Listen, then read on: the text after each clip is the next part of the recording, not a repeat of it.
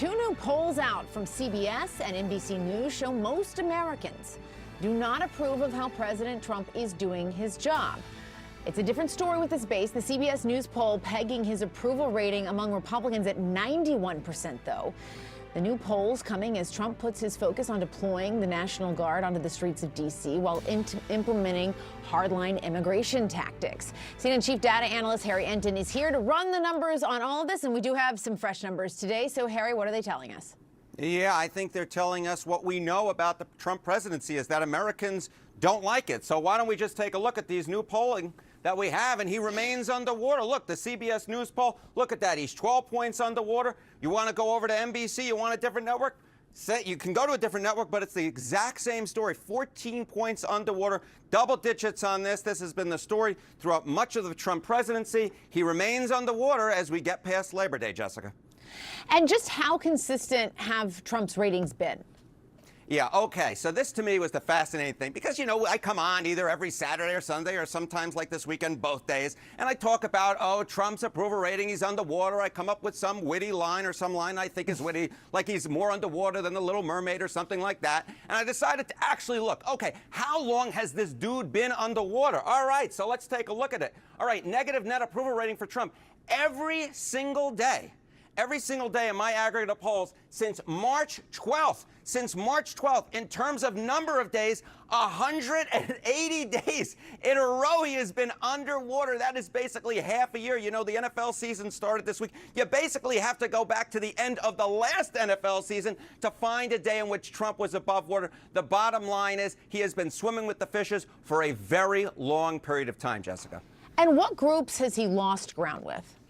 Okay, so, you know, we're talking about the fact that he was last positive. You got to go back before March 12th. So what has changed? What has changed since February, which was the last full month in which he was above ground? Well, take a look here. Trump's net approval rating among age 18 to 29. We're looking at the CBS News poll, but it holds true in the average as well. He was +2 back in late February. Look at where he is now. My God, that is a 32-point drop since the beginning of this year. How about Hispanics? He was at -6, a little bit underwater, but not too bad. But look at where he is now, -34 points. That's what is that? That's a 28-point drop since February. These, of course, were two groups that he exceeded expectations with back in the 2024 election, did much better than the traditional Republican has this century. But now these groups have absolutely moved away from him, and he is way underwater, 30 points and 34 points underwater. Those two groups have moved away from him in tremendous fashion, and it goes a long way in explaining why his overall approval rating, his net approval rating, has fallen through the floor and been negative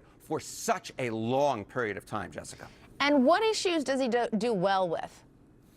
Okay, so there are a few things that I think that are so important to figure out here. Okay, so we're talking about groups, right? Is there any place where Donald Trump does well with? Well, let's talk about issues first.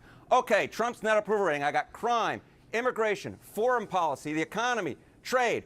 There's a whole slew of red, and this isn't Republican red. This is negative red, Jessica Dean. -2 points, -3 points, -12 points, -14 points, -17 points. On all the key issues of the day, he is underwater, Jessica. No wonder you can't survive in a presidency having a positive net approval rating when you're underwater on all of these different issues. And, of course, crime and immigration were two of his best issues, and now he's underwater on all of them. And then, of course, the economy, which was the reason he was reelected in the first place. This is the one I really circle here. He's 14 points underwater, which basically looks pretty much like those CBS News and NBC News polls, which have him at -12 and -14 points. I'll point out one last little thing. I'm going to jump ahead a question because I just feel like I'm such a roll, Jessica Dean. I just feel like the energy with me. Don't let us stop you.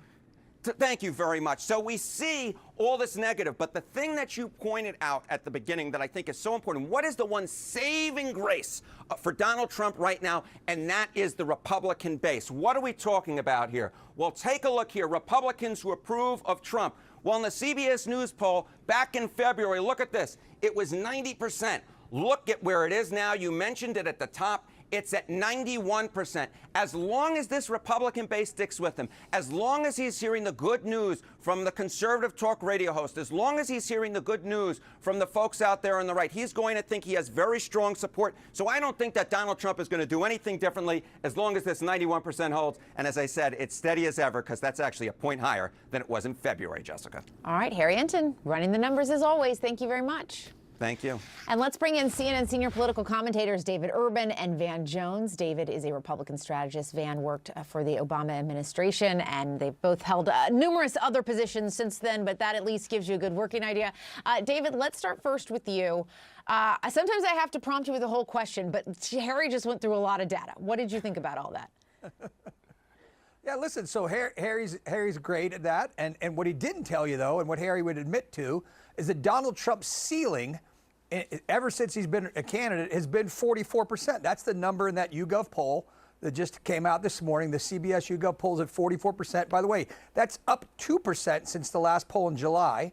And so he's consistently polled that 44% approval rating. And so, you know, that's kind of where he was at when he won the election in 24. It's where he's been at consistently. And as Harry points out, he's up a percentage point with Republicans. And so I don't think that, you know, that Rome is burning here. I think that Trump is continuing to do what he did. He's delivering on the messages that on the immigration and cracking down on crime that won him the election in 24, and he's being rewarded among the base for it. What do you think, Van? Well, look, I think that if I were Republicans, I'd be worried about that Latin number. They scared the living bejeebers out of us in November when you saw this stampede of brown voters rushing to Donald Trump. We said, holy crap. And that was the whole ballgame. And then you got a bunch of young people as well. And so that's why you've seen the therapy bills for Democrats going through the roof, because we had this fantasy that we were always going to be the party of black, brown, and young voters. And suddenly we're just the party of African-American voters, and even we didn't come out as strong as we usually do. Trump could have kept all that if he had done what he said he was going to do on immigration. He said he was going to go after the bad folks. And listen, I live in Los Angeles. There's some people who need to get the heck out of this country.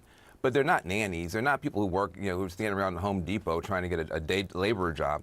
When he started going after just everybody's kind of working class cousin, it just, the floor fell out from under him. And I'm telling you, as somebody who lives in Los Angeles, there are a lot of people, and now listen, he has a lot of support in some parts of the country. But in parts of the country where working class Latin folks thought he was going to go get the bad guys and they went and got their cousins, he's in real trouble. David, do you think, just again, putting aside the 91% approval rating with Republicans, but to Van's point, we saw those numbers with Harry, the younger voters and the Hispanic voters that are dropping off from supporting the president. Is it because he's gone too far on some of these issues, like what Van's talking about? Yeah, look, I don't know if it's that, Jessica, or if it's economic issues. Because if you look in those polls, right, people are feeling it in their pocketbook. Those polls say that, you know, that they're not feeling better about the economy. They're concerned about their future. There's a report out today that I noted that auto loan defaults, prime and subprime auto loan defaults, are at historic all-time highs. So when you can't pay, you know, when you have money short, right, in your pocketbook, yeah. You're paying your rent, you're paying for your food. What are you going to let slip? You're probably going to let you slip your car. So it's kind of the canary in the coal mine as to what's going on. And so I think the challenge for this administration in this upcoming midterm election is to deliver on those economic promises that people talk about sitting around their table every night, whether or not they can pay the rent, pay their bills, you know, buy some new school clothes for their kids. Those are the things that people are talking about in America and want to see addressed. And that's the challenge this president and this administration face. How do you make life better for real people? And you're going to have a referendum on that in these midterms. If you can't turn that feeling around, Republicans are going to be in for a world of hurt.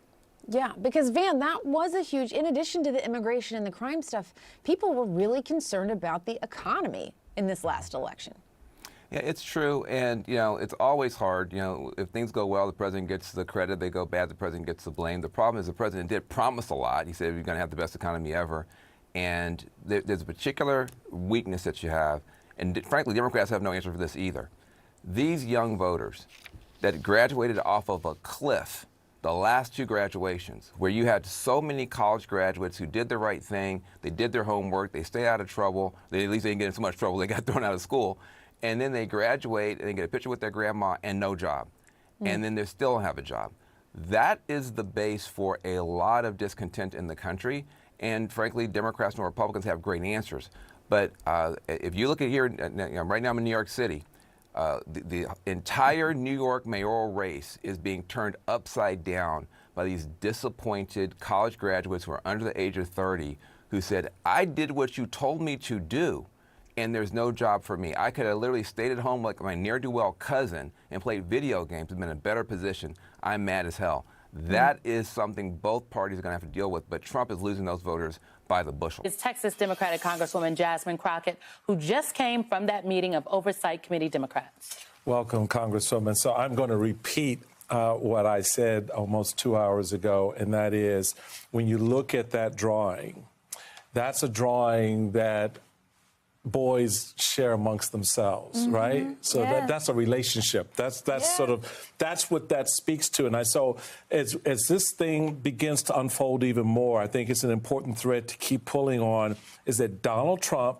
and Jeffrey Epstein, the pedophile, had a relationship.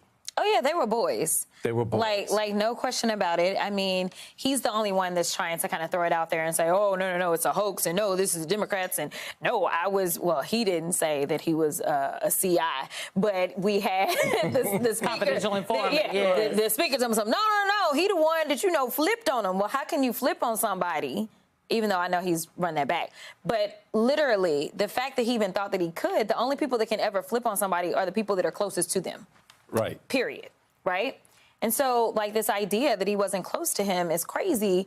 But I do think that it's going to be so important for us to really dig in, because what we are ascertaining is, number one, there were lots of modeling agencies that were doing things, and the modeling agency was basically a farce. And there's a lot of people that we want to talk to, and a lot of these models came from foreign countries. I'm just leave it there. Anyone specific? I'm going to leave it there, but I am trying to dig on a certain thread, for sure. So that begs the question, and these new Epstein documents, is that part of your digging in and sort of unpacking a lot of that kind of information to sort of connect bigger dots to the dots absolutely. we already have? So here's the thing. Obviously, this is concerning to have a potential pedophile as a president. That is concerning, right? But this is even bigger than him. I want people to understand the information that we were given about foreign governments and their participation, the information we were given about our own federal government and how high of a level we're talking about as far as them being in cahoots. We know that JP Morgan Chase ended up paying out a large settlement because they basically kind of looked the other way as there were these ridiculous wire transfers that were going by. We know that there were fake corporations that were set up. We know that, or at least we've been told that there were fake immigration documents that were put together so that women from other countries could end up over here. We know that there were allegedly fake marriages. This goes and it reeks through every single level of government. And it's one of those reasons that these survivors have been quiet for so long, right? Because literally they would walk in and they would see these pictures of Epstein with all of these powerful people from all over the world. And then he would threaten them and say, if you say anything, just know I know everybody, right?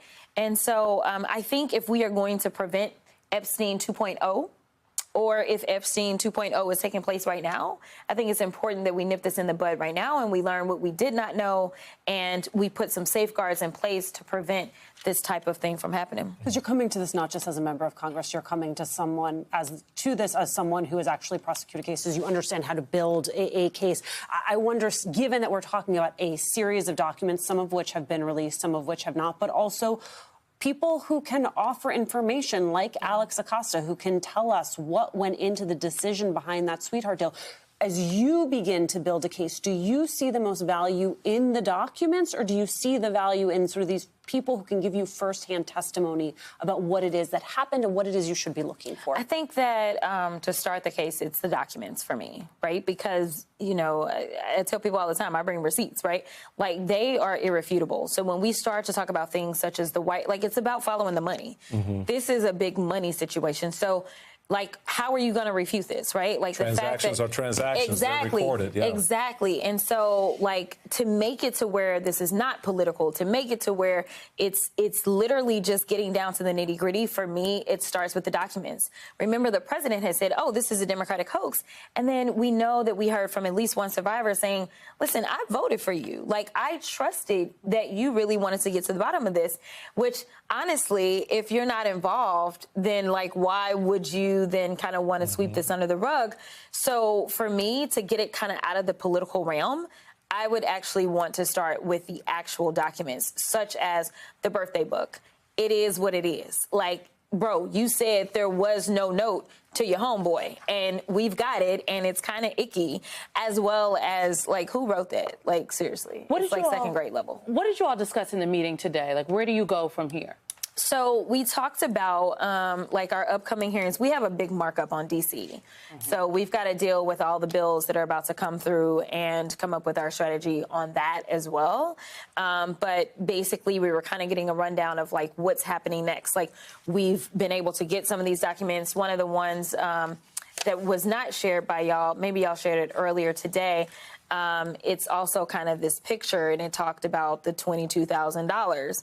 And it basically said something to the effect of buying, it alluded to buying someone who had basically run their course.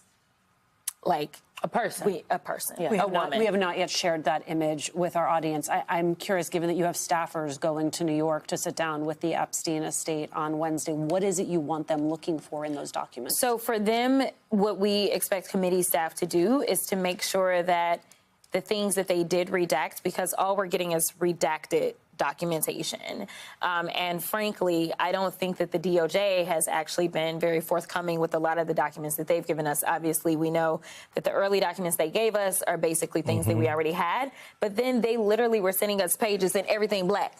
I'm like, so the and A and U, that's gotta be like redacted. Like, so this is just to make sure that these are good faith redactions, unlike what I feel like we're getting out of the DOJ. So, like, they then will explain, like, the one thing that I was just talking about, it's a picture, right? And so it's got different faces redacted. So we don't know who those people are. So now it'll be an explanation as to why is their face redacted? What are we hiding? And that kind of stuff. So at least the staff will see everything without anything kind of being blacked out. So I want to go back to the point that you made about that Alicia raised, persons that you want to talk to versus the documents. Yeah. And I definitely appreciate the lawyer and you saying, okay, I want to see the receipts. Yeah.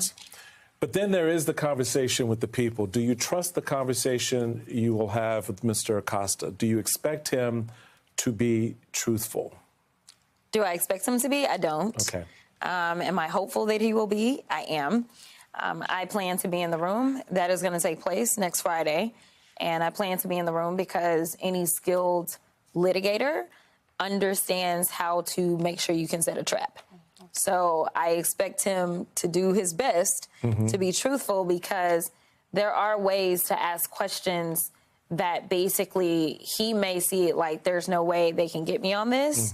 But it's a simple trap, and it's a way that we will be able to get it. So I'd suggest that he tread very carefully and understand that truthfulness is paramount. But he is giving a deposition. So I thought it was a transcribed interview. Right. But a deposition means that there is the threat of perjury because there's an attached. oath taken at the beginning of that deposition. Correct. Right. So you do that next Friday. You sit in the room. How soon is it that you can begin to disseminate whatever information it is you gather in that deposition? So technically, our behind closed doors depots and transcribed interviews were not supposed to go out and talk about. Comer has a problem with keeping his mouth shut. So it's a matter of if Comer opens the door, then the door is open, right? So we just wait on him to go and open the door, which he typically does. But depending on what comes out, he may not. So the rules prevent us, though, unless and until there is an agreement that we release the full kind of transcribed interview or the full deposition, because people like to cherry pick. right? And so the fullness really matters. Will you seek to, will House Oversight Democrats seek to get that deposition, particularly from a cost of release, given that it's paramount of importance to the survivors and to folks like us sitting at this table? Yeah, I think the ranking member will get with the rest of leadership and will kind of give a readout on what took place and then kind of figure out which way to go from there. All right.